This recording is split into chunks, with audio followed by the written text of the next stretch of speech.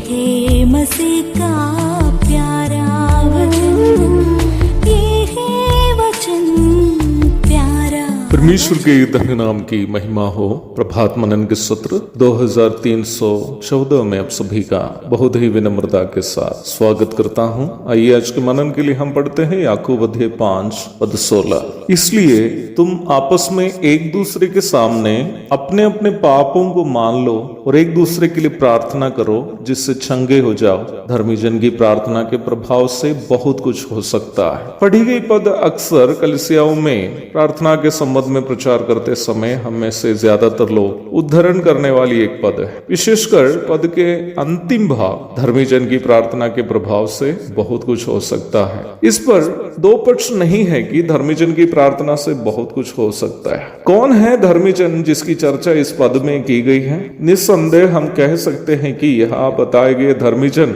उद्धार प्राप्त लोग हैं। रोमी अध्याय 4 पद 24 और 25 और 5 की एक आदि पढ़िएगा। परंतु मैं कहूंगा कि ये केवल प्रश्न का एक सैद्धांतिक उत्तर मात्र है। It's only A theological answer. हाँ, वचन के अनुसार यह पूर्णता सही है कि जितने लोग यीशु मसीह पर विश्वास करते हुए उद्धार पाए हैं वे सभी धर्मी का दर्जा प्राप्त लोग हैं। हम सभी ये दावा करने वाले भी है कि हाँ, मैंने विश्वास किया इसलिए मैं धर्मी हूँ। पर हम ये भी नहीं भूलना है कि हमारे विश्वास का आधार हमारा दावा नहीं है बल्कि परमेश्वर का वचन और हमारे जीवन में उसका लागूकरण है। Unless we trust upon the word of God and apply the same into our lives, our claims of having faith can be just an imagination only.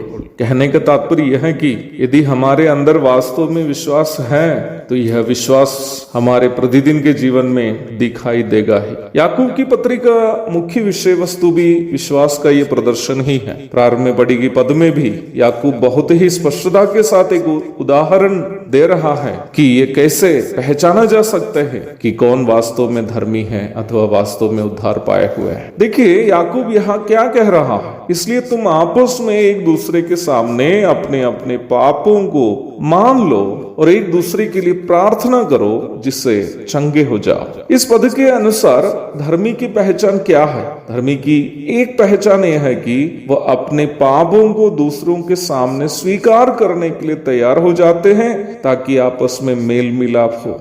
One of the identifications of the righteous is he is always ready to confess his sins before others so that there would be reconciliation among brethren. क्या परिवारों में हो या फिर कलीसियाओं में आप ऐसे लोगों को देखते हैं जो अपनी गलतियों को स्वीकार करने के लिए तैयार नहीं है? रुपये या अधिकार के घमंड में ऐसे सोचते हैं कि मुझे उसके सामने झुकने की आवश्यकता नहीं है। परिवारों में क्या आप ऐसे पति या पत्नी को देखते हैं जो कभी मेल मिलाप के लिए तैयार नहीं है? हर छोटी बड़ी बात के लिए पारिवारिक संबंध तोड़ना चाहने वाले को क्या आप देखते हैं? वे इसलिए ऐसे हैं क्योंकि उनके अंदर उद्धार का अनुभव नहीं है। परमेश्वर मेल मिलाप का परमेश्वर है। God is a god of reconciliation. स्वयं परम पवित्र होकर भी पापी मनुष्य को अपने साथ मेल मिलाप कराने के लिए वो मनुष्य रूप धारण करके स्वर्गधाम को छोड़कर धरती पर उतर आया।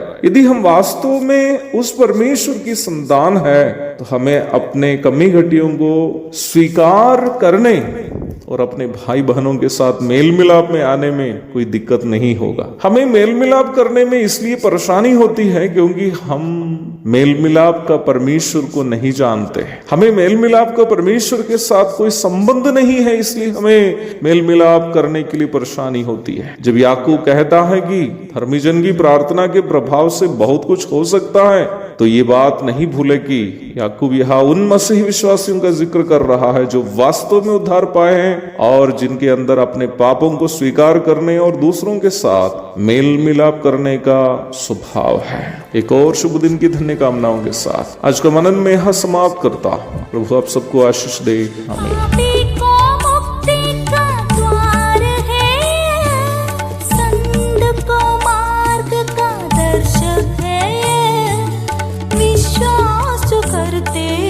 उसके लिए अनंत जीवन का साधन है।